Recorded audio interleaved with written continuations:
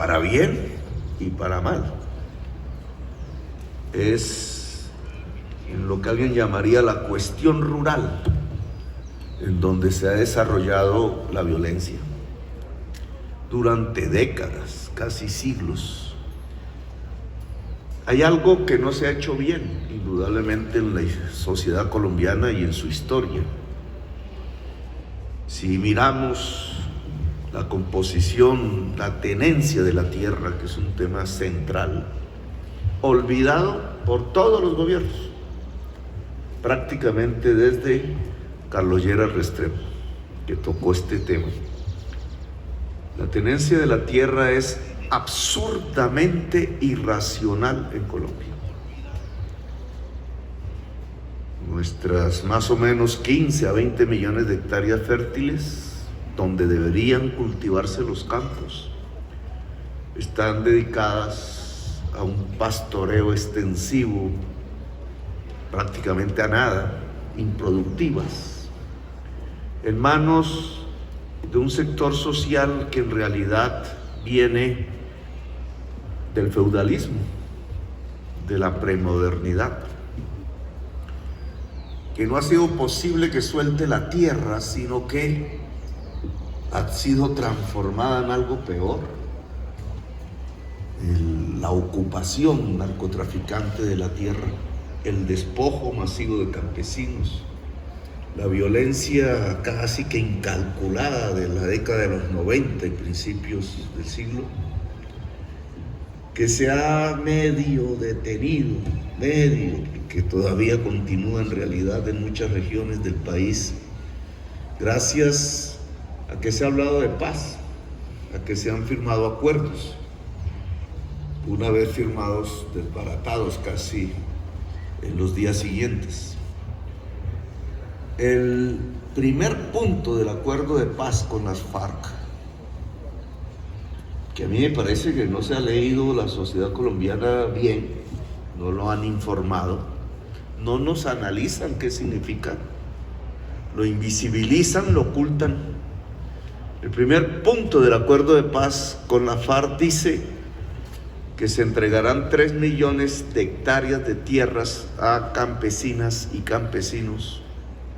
De los 20, no es mucho, una séptima parte del cambio de la tenencia de la tierra que debería haber en Colombia, y que se titularán 7 millones de hectáreas allí donde actualmente están los campesinos y campesinas.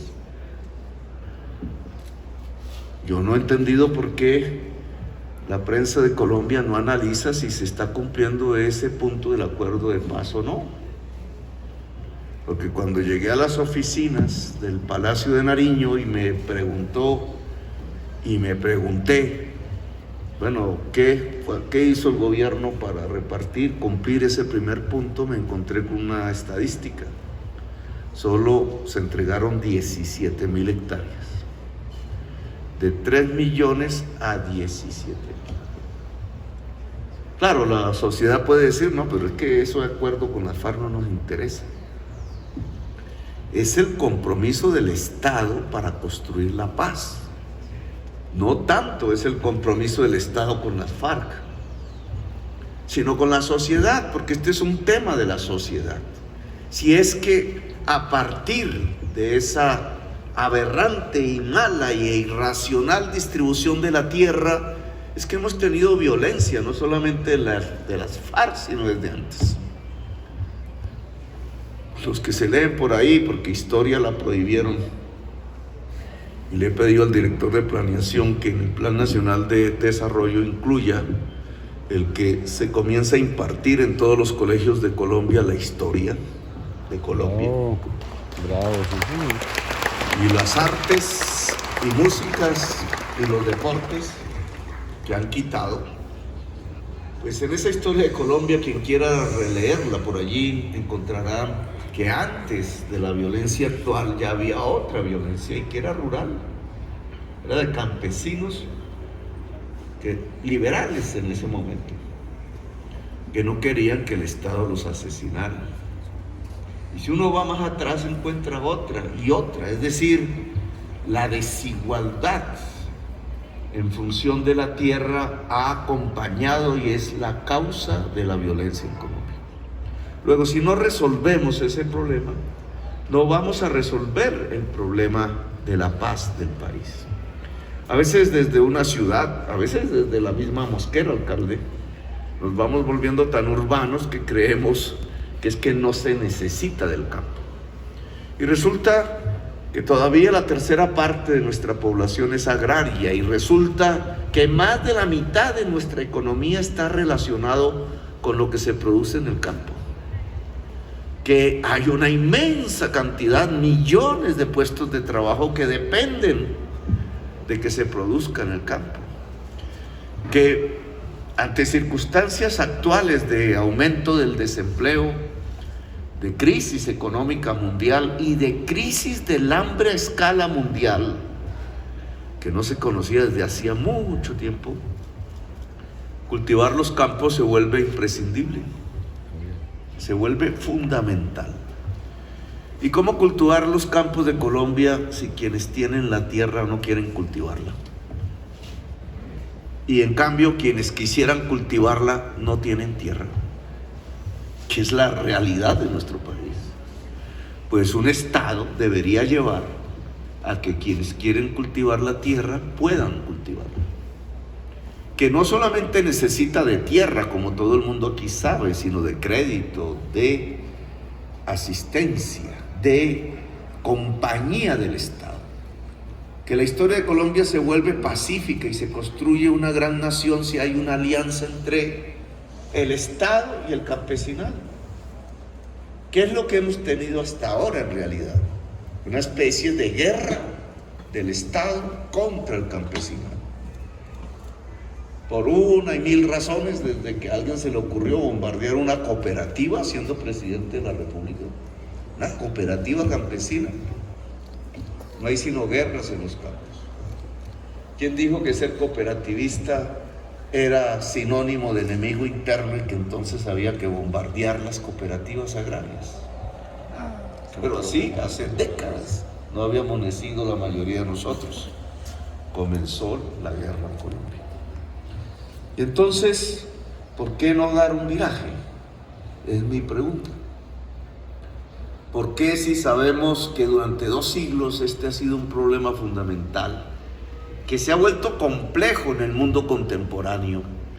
Porque causas como estas son las que determinan el crecimiento del narcotráfico, la producción de economías ilegales en general, del oro, de la pequeña minería que es subyugada, y entonces terminamos bajo una especie de totalitarismo, de zonas selváticas que deberían tener selva y terminan arrasadas por los incendios que produce el mismo ser humano para meter ganado de contrabando y así poder lavar dólares, que entonces nuestra selva va siendo aniquilada. O de un campesinado que casi que se ha acostumbrado a vivir en los páramos, como me tocó verlo en la reunión de Málaga, en Santander, que se ha acostumbrado a estar en las malas tierras, en las pendientes, en donde los derrumbes arrasan, como nos tocó verlo, por ejemplo, en Rosas, Cauca. Un campesinado que no tiene la tierra fértil, que le es difícil producir. ¿Cómo se mete una máquina en una alta pendiente del Tolima? Más aún, cómo en las zonas de colonización a donde fueron llevados por una política pública del Estado. El mismo Estado colombiano llevó al campesinado a la selva, allá en el Caquetá, y lo hizo para evadir hacer la reforma agraria donde la tierra era fértil. Y entonces el campesinado luchando contra la selva en un desequilibrio que hoy sabemos sería un desequilibrio de la vida de la humanidad. Si la selva se acaba, mientras las tierras fértiles del país cerca a las grandes ciudades y carreteras pavimentadas no tiene producción. O si no, tomen la carretera por el Magdalena Medio y lo verán. Por todas partes, una tierra fértil sin producción. ¿En manos de quién? Pues quién se apropió del Magdalena Medio. ¿Con ayuda de quién? ¿Y para qué? Para aumentar la desigualdad social en Colombia. Pues la propuesta que hemos hecho de un pacto social, que es en el fondo el verdadero acuerdo de paz, porque la paz realmente no se hace con grupos armados, no está allí su esencia. La paz se hace es entre la sociedad misma. Si la sociedad misma no hace la paz, no habrá posibilidades de acabar la violencia y de la guerra. Y una parte fundamental de ese pacto por la paz de ese pacto social es la distribución de la tierra. Una agremiación muy poderosa que congrega muchas de estas personas que concentran la tierra en Colombia ha propuesto públicamente venderle al Estado 5 millones de hectáreas. Es decir, cumplir con el acuerdo de paz firmado entre Santos y las FARC.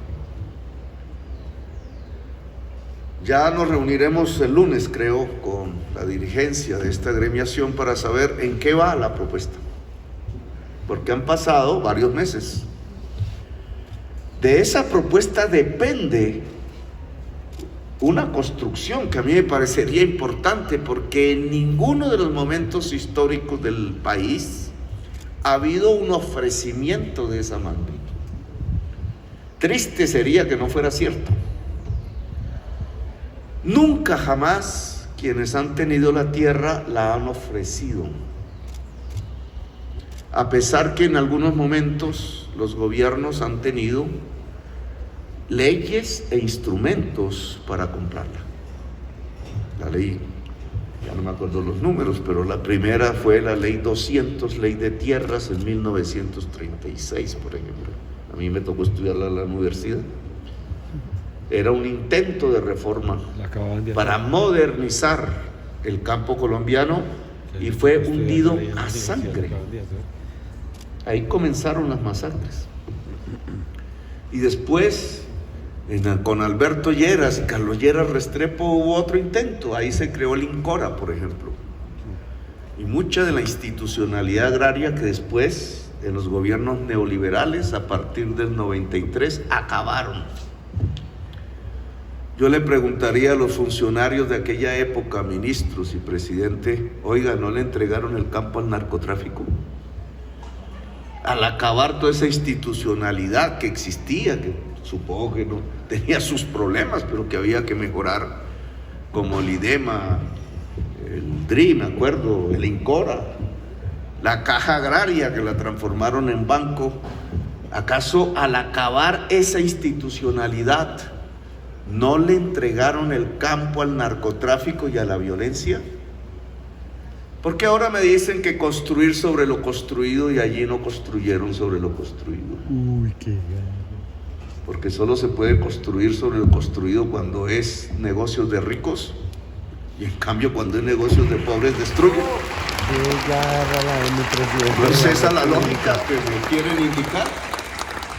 Porque allí no había que construir sobre lo que había en el campo colombiano, que era lo lógico. Yo estoy absolutamente convencido que por ese camino, perseverando con los esfuerzos que siempre hay que hacer, no seríamos un país narcotraficante y no seríamos un país violento. Seríamos un país industrializado y democrático, porque el agro implica la industria. No hay industria sin agro. Aquí el director del SENA nos lo dijo en su discurso. Si la máquina se lleva, es posible. Al meter la máquina en el agro, eso se llama industrializar. Que el campesino y la campesina asociativamente sean dueñas y dueños de la máquina es fundamental, porque crece el valor agregado y por tanto crece la riqueza en la familia campesina. Y si crece la riqueza en la familia campesina, en Colombia hay paz. No es muy difícil entenderlo. Pero Colombia le ha sacado el cuerpo a esto que se llama el problema agrario en Colombia. Le ha sacado el cuerpo porque se ha arrodillado buena parte de la sociedad política a los tenedores de la tierra improductiva. Les da miedo porque han respondido con violencia.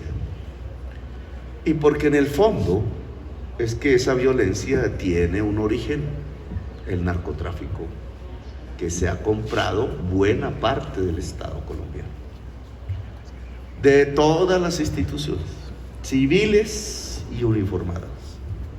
Y así, con un Estado medio comprado, pues es difícil hacer las reformas. Esa propuesta de Fedegan, que así se llama la agremiación, ojalá se cumpla. Es para allá, no es para dentro de 20 años. Si hay un ofrecimiento, porque hay un convencimiento de que el camino que lleva el agro de Colombia no es sostenible, que de nada sirve tener tierra como sucede en los Estados Unidos, solo hay que pagar impuestos si uno tiene tierra allá, sino que la tesis es producir más ellos y producir más el campesinado, pues tenemos una solución, tenemos una posibilidad de camino que yo espero que no se cierre simplemente porque era un engaño más. Aún así, el Estado debe coger el toro por los cuernos.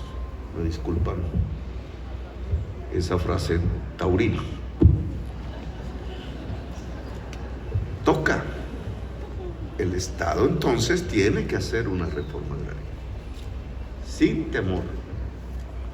Hay que cumplir el primer punto del acuerdo de paz, porque de esa manera es que podemos decirle a los demás grupos armados que andan por ahí de todas las pelambres y todas las siglas del abecedario, que nosotros cumplimos, que el Estado cumple, que se acabó esa historia en donde el Estado traiciona y mata al que acuerda la paz con él. Un Estado que cumpla es un Estado confiable y seguro. Aquí me parece que hay un esfuerzo obviamente interesante y parcial, porque el problema es integral. Si usted se mueve pero lo otro no se mueve, terminamos cojeando. El SENA indudablemente es una institución del saber. Me tocó como joven congresista defenderlo muchas veces. Había como entre esa idea de destruir instituciones que sirvieran al pueblo, había la idea de que el SENA no siguiera. La misma gente del SENA luchó mucho y muchas veces triunfó. Y hoy el SENA está aquí entre nosotros. Obviamente los tiempos han cambiado y hay que dar esa discusión. Ahora, ¿cuál es el papel del SENA? Hemos hablado con el director, hombre, si el SENA está en La Guajira, pues tiene que enseñarle al indígena guayú, a la juventud, empezando por allí, indígena, la energía limpia. Porque ¿cómo así que tienen el potencial de las energías limpias y no logran captar la riqueza sobre la que están? Porque fueron acostumbrados más pues al petróleo y las regalías, que no dejó riqueza en La Guajira, y al hambre de una región que ha sido saqueada por la clase política una y otra vez. La riqueza hoy más grande la tiene La Guajira, y el pueblo guajiro podría ser un pueblo próspero, con su cultura, sin acabar sus tradiciones culturales indígenas, pero eso solo se logra si es dueña también o socia de las energías limpias que allí se pueden producir. Para ello hay que aprenderlas, no las conocíamos hace 30 años. Para ello entonces el SENA tiene que desarrollar una línea de aprendizaje de la sociedad colombiana que tiene que ver con la generación de energías limpias. En mucha parte de nuestro territorio, no en todas quizás, Cuando vivimos en medio de las nubes no es tan fácil, o en el Pacífico, pero cuando vivimos bajo el sol tenemos energía. No hay que esperar el cable, no hay que esperar la interconexión, solo hay que poner los paneles. Si el Estado ayuda, tendríamos energía en el campo colombiano a partir del sol. Y ese es un programa que el gobierno debe incentivar. Hasta ahora somos marginales en ese tema, pero las tierras de Córdoba, de Sucre, de Bolívar, del Magdalena, del Cesar, de La Guajira, el altiplano, sobre todo la zona industrial de Boyacá, la altillanura colombiana, entre otras regiones, el desierto de las Tatacoa, el Valle del Magdalena, el norte del Huila, todas son propicias para que podamos tener energías limpias. El campesinado debe saber de las energías limpias, de la posibilidad de usar abonos sin petróleo, que está explorando el SENA incluso con la hoja de coca. Si podemos usar la hoja de coca para hacer abono sin petróleo, pues le compramos a los campesinos las cosechas para hacer abono en grandes factorías. No necesitamos fumigarlos, necesitamos hacer algún dinerito para poner las plantas que el Estado tiene. Lo que pasa es que le da miedo. Le da miedo decirle a los gringos: oiga, esto no se soluciona fumigando, esto se soluciona pacíficamente con el campesinado buscando opciones económicas. Indudablemente el campesinado puede tener energías limpias e indudablemente el campesinado puede tener comunidades de conectividad. Mira, un joven campesino no se queda en su tierra si no puede usar esto. Eso hace 30 años no lo conocíamos. Pero la juventud campesina puede quedarse en su tierra si tiene conectividad y tiene posibilidad de estudio. Nos han dicho que esto no puede tenerse si no hay una red de servicios de no sé qué empresa y de no sé qué empresa, la cual hay que pagarle, y pagarle el internet va saliendo caro. Pero resulta que no es tan cierto. Si uno va a Caldono, a su parte rural, hay comunidades de conectividad. El campesinado puede tener comunidades de conectividad tendiendo la fibra óptica como antaño se tenderían los tubos del agua. Se puede tener programas si el Estado contrata a la acción comunal veredal, a la asociación campesina, a la asociación indígena, para atender comunidades de conectividad y llevar el internet al hogar campesino, a la escuela campesina. Y si uno tiene energías limpias y conectividad, si uno puede mirar el mundo a través de esto, abrir las páginas de compra de cosechas de la Bolsa de París, organizar la comunidad saltando los intermediarios, incluso la práctica premoderna de la estructura rural colombiana, nosotros impulsamos al campesinado hacia la riqueza. Pero el Estado tiene que dar el paso más audaz. Si Fedegan cumple su palabra y tenemos los recursos en el presupuesto para comprar la tierra ya,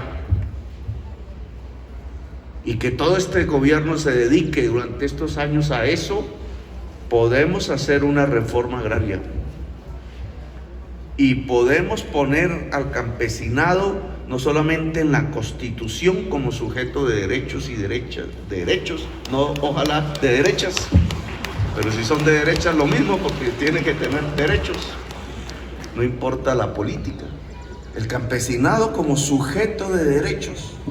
Y si podemos llevar esto que es la nueva economía del siglo XXI, ya no es cómo entregar un asadón, sino cómo entregar la conectividad, la energía limpia, yo estoy absolutamente convencido que hacemos la reforma agraria que la historia de Colombia no pudo hacer, que es el momento y que ese es el sinónimo de la paz. Así que bienvenido al SENA. el Camposena, el SENA de los campesinos y las campesinas, el SENA del campesinado, dentro de la decisión irreversible del gobierno colombiano de hacer una reforma agraria en Colombia. Gracias, mi hermano. Marica, por primera vez